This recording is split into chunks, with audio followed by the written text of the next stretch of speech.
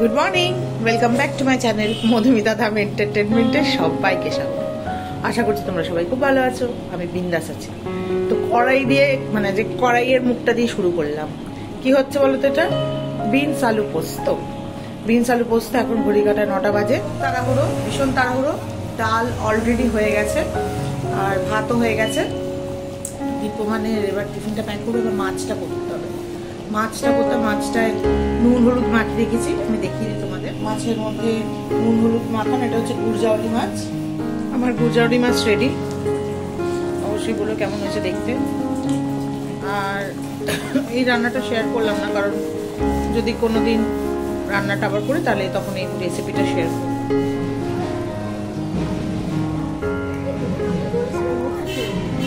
মামামকে স্কুলে দিয়ে এলাম, তোমাদেরকে যে ক্লিপটা দেখালাম ওটা একটা স্কুল আছে বার্মার স্কুল বলে, তো সেই স্কুলে আর কি আজকে স্পোর্টস ডে, আর স্পোর্টস ডে। তো ওরা যাচ্ছে, বেশ ভালো লাগলো প্যারেড করতে করতে। তো মনে হলো একটু তোমাদের সাথে শেয়ার করে নিই।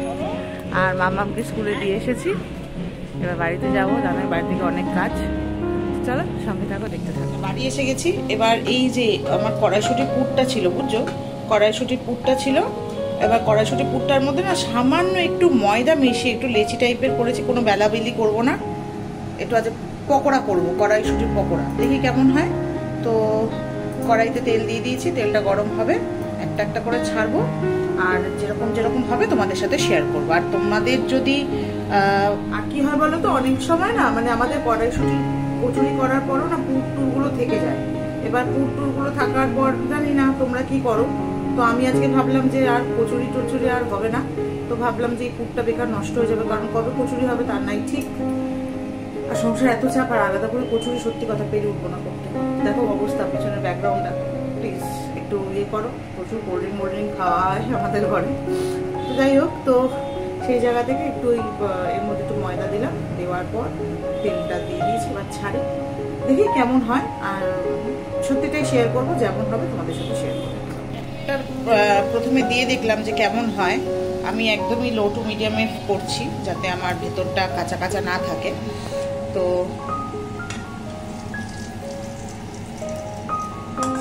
এরকম হচ্ছে দেখতে।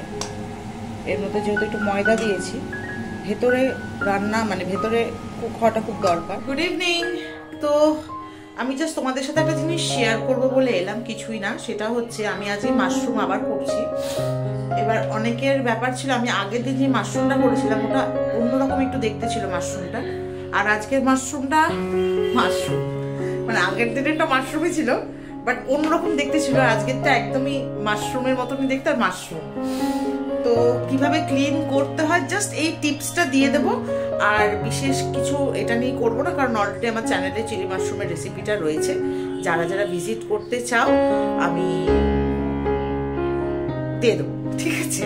তো একবার দেখিয়ে দিতে বলতে, আর কিছু না, ব্যাস এইটুকু। তো দেখতে পাচ্ছ এখানে মাশরুমগুলো আমি কেটে নিয়েছি। আর যেহেতু আগেও বললাম যে আমার চ্যানেলে আছে মাশরুমের রেসিপিটা, আর অনেকেই দেখেছো, তোমরা অনেক ভালোবাসা দিয়েছো, তোমাদেরকে অনেক ভালোবাসা।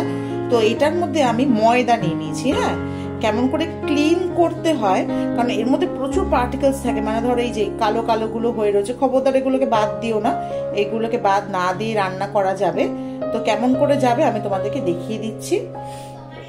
ওই প্রসেসিং তো একই আছে রান্নার, তবে এটার মধ্যে ভালোভাবে ময়দাটা মাখিয়ে নেব, ভালো করে একটু বেশি করে ময়দাটা মাখিয়ে তারপরে গরম জল করে এটাকে একটু বেশিক্ষণ না, ওই মিনিট 2-3 মতন ওটাকে একটু ফুটিয়ে নেব, ঠিক আছে?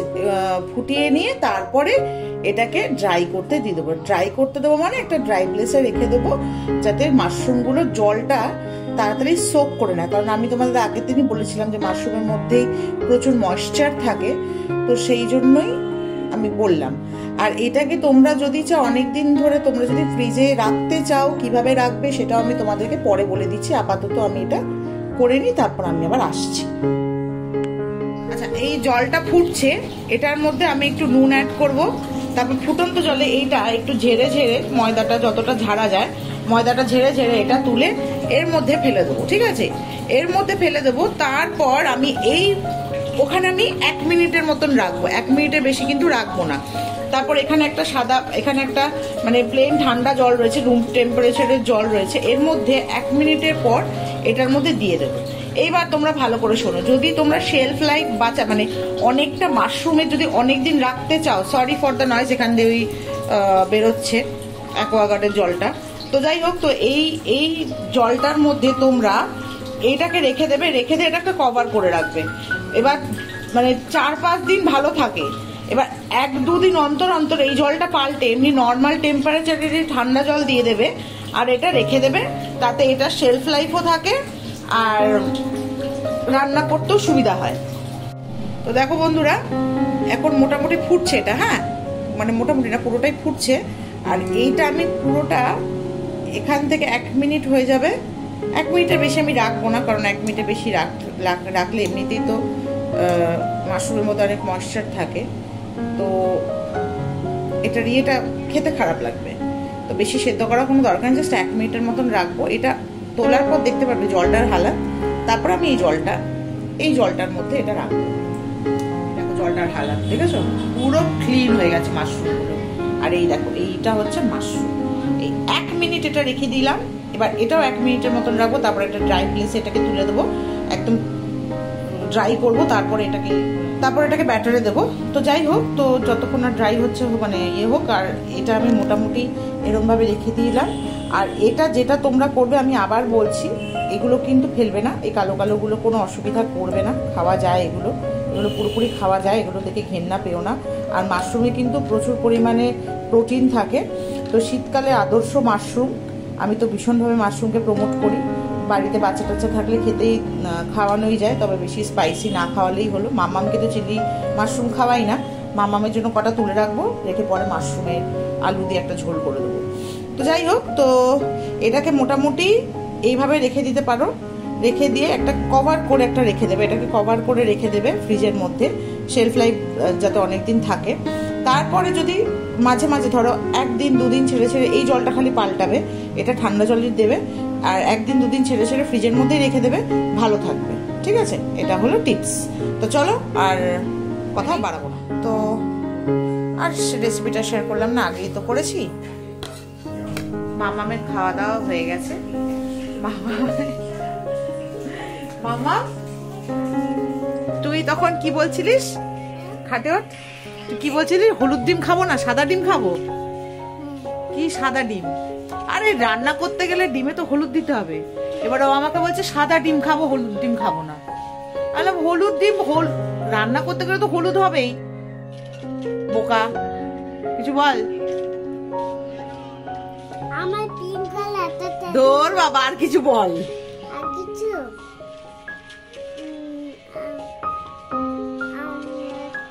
আচ্ছা, একটা কবিতা বলে দে, একটা ছড়া বলে দে। কি ছড়া? ওই তাই তাই তাই তাই তাই তাই আমার বাড়ি যাই, দাঁড়া, কিছু নাই, মামি দিল দুপাত বসে বসে খায়, মামিরা ঠান্ডা লয়ে পোলা লয়ে যায়। এ মা, বুঝতেই পারলাম না শেষেরটা, আমি নিজেও বুঝতে পারছি না কি বলছিস। মামি দিল দুপাত বসে বসে খায়, তারপর মামি দিল ঠান্ডা লয়ে পোলা লয়ে যায়। পরাণ লইয়া যাই। হ্যাঁ, তার আগে কি বললি? তার আগে আচ্ছা ছাড়ো, ওর কথা বাদ দাও। না না, কি বলতে তো ঠিক করে পাচ্ছিস না, কানা দানা দা টানা টানা দা এসব করছিস। যাই হোক বাবা, হ্যাপি বার্থডে। হ্যাঁ, তাকে হ্যাপি বার্থডে। এটাতেই আসছিলাম তোমাদের সাথে শেয়ার করব বলে। আজ মাম্মামকে স্কুল থেকে যখন স্কুলে দিয়ে এসছি, তখন আমি আর রমাদি গেলাম মা দীপমানের জন্য একটা কেক নিলাম। দেখো, আমার এখন সোর্স অফ ইনকাম 0। তো আমার একটা ফ্ল্যাট আছে, সেখানে ভাড়া বসিয়েছি। তো সেইখান থেকে যতটুকু পাই, এটা সেটা করতে করতে প্রচুর সংসারে খরচ, জানোই তো। তো যাই হোক, দাঁড়াও, বিরক্ত করছিল। তো যাই হোক, না বাবা দাঁড়াও, একটু কথা বলতে দাও, বড্ড বিরক্ত করে। এবার যাই হোক, তো এবার কেকটা নিয়ে এসেছি, খুবই সামান্য অ্যারেঞ্জমেন্ট। দেখো, মানে প্রথমত সন্তান হয়ে গেলে মা বাবার প্রচুর রেসপন্সিবিলিটি বেড়ে যায়, প্রচুর। মানে তখন ধরো নিজের জন্য যদি কিছু কিনতেও ইচ্ছা করে, তখন মনে না থাক, এটা মামামের জন্য এই টাকা দিয়ে বরঞ্চ কিনে দেবো কিছু একটা পরে ভালো জিনিস, এই ব্যাপারটা আমার ক্ষেত্রে হয়। এবার যারা যারা পেরেন্ট, তো তাদের ক্ষেত্রে আমার মনে হয় নিশ্চয়ই হবে। তো যাই হোক, কেকটা খুবই সামান্য একটা ছোট্ট কেক নিয়ে এসেছি। দেখো, কেক বড় ছোট নিয়ে ব্যাপারটা হয় না, ব্যাপারটা ভালোবাসা দিয়ে হয়, সেটা তোমরাও আমাকে বলবে, অবশ্যই জানি আমি। আর দীপবন আমাকে বলেছিল দেখ খরচ করবি না, কারণ এই মাসে অনেকটা আমাদের না অনেক খরচ হয়ে গেছে আমাদের এই মাসে। ওর অ্যাডমিশন ছিল, আনুষঙ্গিক, তারপরে মায়ের একটা এরকম হাতের এরকম একটা ফ্র্যাকচার হয়ে গেছে, তারপরে তোমার মায়ের ওষুধপত্র, নেজাল স্প্রে, এইসবও না খুব খুব খুব খুব মানে এক্সপেন্সিভ। তো যাই হোক, সমস্তটা মিলিয়ে আর কি দুজনে মিলেই করছি টুকটাক করে তো চলছে। তো অবশ্যই তোমাদের সাথে কেক কাটিংটা শেয়ার করব। আর তোমরা প্রচুর ভালোবাসো, আশীর্বাদ দাও, দীপমান যেন ভালো থাকে, সুস্থ থাকে, এইটুকুই চাই বলো। মানে দেখো, টাকা আজ আছে কাল নেই, কিন্তু শরীর যদি ভালো থাকে তাহলে আমার মনে হয় যে টাকা রোজগার করা যায়। তো শরীরটাই সবার আগে, তাই না বলো? তো যাই হোক, তো তোমরা কি বলবো বলো, একটা কথা বলতে পারি না। এটা জঙ্গলি একটা জন্তু হসপিটালে পাল্টাপাল্টি হয়ে গেছিল, কোনো একটা বেবি হয়তো আমার নয়, এই বেবি আমার নয়, এ চেঞ্জ হয়ে গেছে। তো যাই হোক, তো তোমরা অনেক তোমরা প্রচুর ব্লেসিংস করো। তো এই হলো ব্যাপার। তো পরে আবার আসবো কেক কাটিং এর সময়। আর মামামের খাওয়া হয়ে গেছে, মাকে খাওয়াবো, রুটি খাওয়াবো, ডিমের কারি করেছি, আর ওই চিলি মাশরুম এই বেলার জন্য আর কি। আর সকালবেলাটা তো দেখিয়েছিলাম তোমাদের। তো চলো পরে আবার আসছি। হ্যাঁ, এই যে এটা হচ্ছে কেক, আর এটা এসে গেছে ছোজা, আর এটা বার্থডে বয়, মা, আমার পরে দেখাচ্ছি। স্ট্যান্ড ফ্যান লাগাচ্ছি, অনেক রাত হয়ে গেছে, খাওয়া দাওয়া আমাদের complete. Happy birthday to you. তুই কাটিস না, বাবা কাটবে। Happy birthday to you, happy birthday dear বাবা, happy birthday to you, may God bless you, may God bless you, happy birthday, happy birthday, happy birthday to you. ছোট্ট আয়োজন, ছোট্ট পরিবার, ছোট্ট মাম্মাম। বাপরে বাপ, পুরোটা খেয়ে নিল। ইস, দাঁড়া, আমি ওকে খাই দেবার নিয়াও।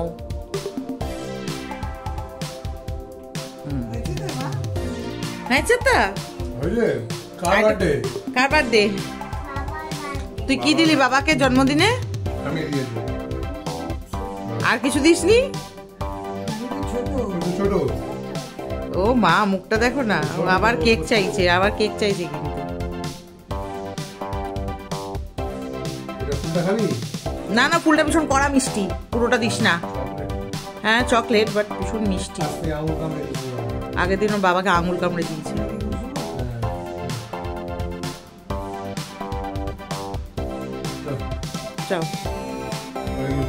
তো আচ্ছা, তোমাদেরকে একটু খাওয়াই, নাহলে তোমরা আবার পরে বলবে দেখ একা একা খেয়ে নিলে, আমাদের দিলি না। আচ্ছা, এটা জামাটা নিস না, এটা সম্পূর্ণ তোমাদের, ঠিক আছে?